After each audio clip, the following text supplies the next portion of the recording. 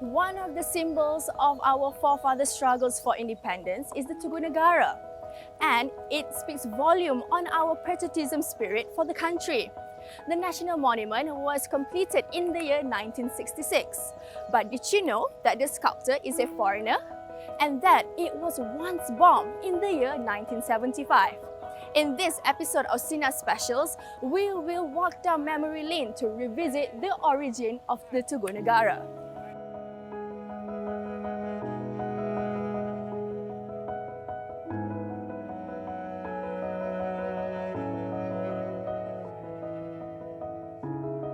Tunku Rahman was determined that he wanted it to be as large as the Marine Corps Memorial in Washington, D.C. And I think I understand that Tugu Negara, the National Monument, is, I think it has changed, I read, but at one point it held the record as the world's largest bronze sculpture of human figures because it's 7 men. So it held that esteem.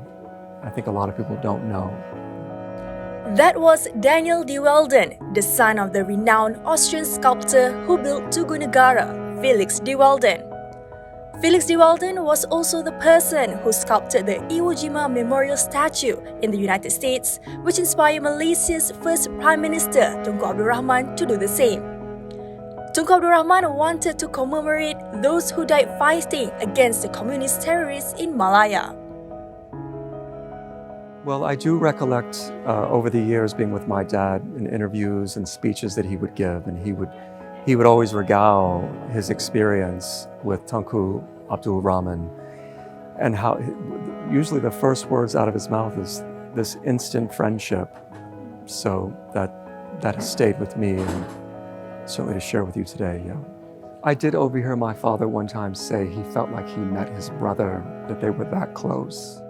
6 years after inspiration struck Tunku Abdul Rahman, the Tugu Negara, made of bronze and granite, was officially unveiled in 1966.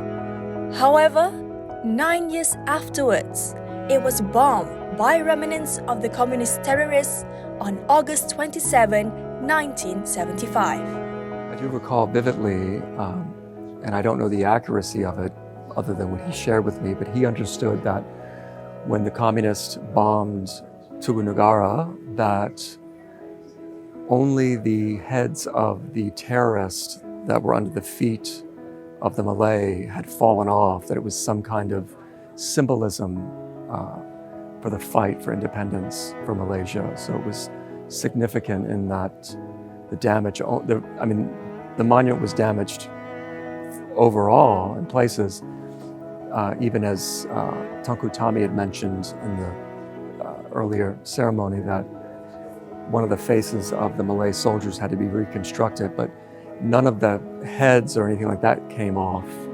But he was proud for Malaysia that that didn't happen, but certainly very saddened that that occurred.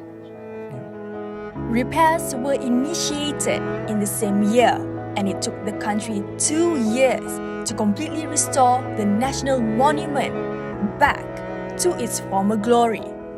Certainly even today, being here, seeing all this amazing exhibit, I've seen pictures I've never seen before that was in the archive of Malaysia's National Archive, so it's very moving.